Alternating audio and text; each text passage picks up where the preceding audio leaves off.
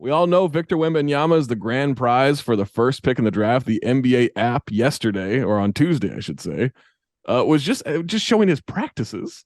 Just showing practices at this point. That's how nuts we are for Wembanyama.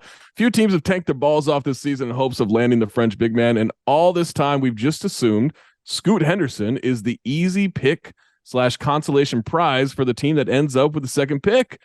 Scoot has proven himself so much as an individual prospect that the G League is shutting him down for the final 5 games of the season because he's shown enough and the Ignite team is out of the playoff picture. So no sense in making sure the number 2 pick gets hurt, right? Well, not so fast, fellas. John Hollinger and Sam Vecini both wrote about the idea that Brandon Miller, despite some very real off-court controversy this year, is making a push as the second pick in the draft. His position of play, his skill set, his development over the season has league executives buzzing about him as the potential second pick. So, Jay, I will ask you, do you think it's truly possible that Scoot is going to fall to the 3rd pick in the NBA draft? Yes, it's absolutely possible. And it's not really because of anything he's done wrong. Like, he had a productive season in the G League.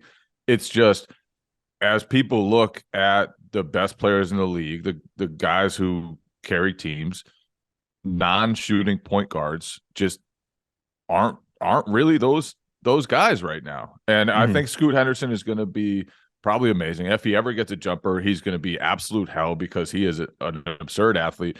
He knows how to play the game, all of that. He's a great prospect. But you look at Brandon Miller and it's like, that's the guy everyone wants. That's the type of player everyone wants, who can shoot threes and be 6'9" or 6'10" or whatever he is, and guard everybody, and just has the total all-around game. There's obviously the off the court stuff, which seems weird to just not really. I mean, to be fair, he's not been charged with anything. Like I guess it's just done. I don't really know if it's going to resurface. I don't know. I guess, and I'm sure NBA teams probably look at it like that, as sick as that is. But I think it's definitely possible that Brandon Miller, the way he's played and doing it for, I think it's the number 1 overall seed in the NCAA tournament. Like, yeah, he's played well enough to make that a real conversation.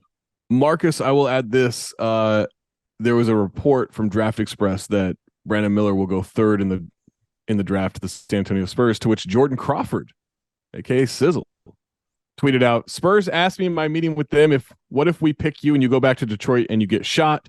LOL, Spurs ain't picking him." I love Jordan Crawford more than anybody. He's a great Twitter follow. Oh my God. Nobody really follows him. It's like him and Vernon Maxwell are just 2 gems on Twitter. One guy is what? He's sick to his stomach on Twitter that Cam Thomas fell out of the rotation. Brandon Miller is like somewhere in the 6'8" to 6'10" range, probably by the time he's done with his. What, 6'1", 6'2"? Scoot's like a solid 6'3", I think, and he's built like a man. He's built like he's 6'4", 6'5". He's like a I think he's like 6'3". I think he's like 6'3". I think he's 6'3". Yeah, but he's built like a bodybuilder, man. 6'2". I lied straight to your faces. He looks like he looks tall as hell. He looks big as hell. Nah, yeah, he's built. They're gonna they can't resist 6'8", 6'2". They can't resist.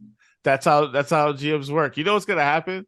Brandon Miller's gonna go to combine, and it's gonna be like 6'8" and a quarter with no shoes. And he's gonna have like a 40-inch vertical. They're gonna go crazy. Oh, they're gonna love it, man. They're gonna absolutely love it, right?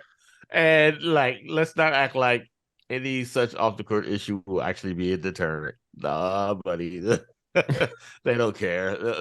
It might even make them buy more. It might buy more on that, because he's got a little desperation to him. Like, we need couple of wings back in when was this, 2017? Couple of wings who went before a 6'2" guard.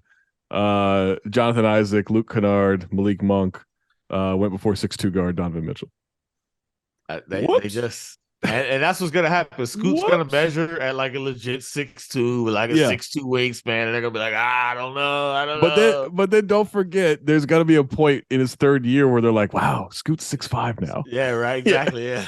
But They're before I could totally see it. Totally see it. And then he's got the exposure of the NCAA tournament, right? He has a great Uh-huh. tournament. Couple of wings that went before another smaller guard, not quite 6'2", but a smaller guard who was slight of build.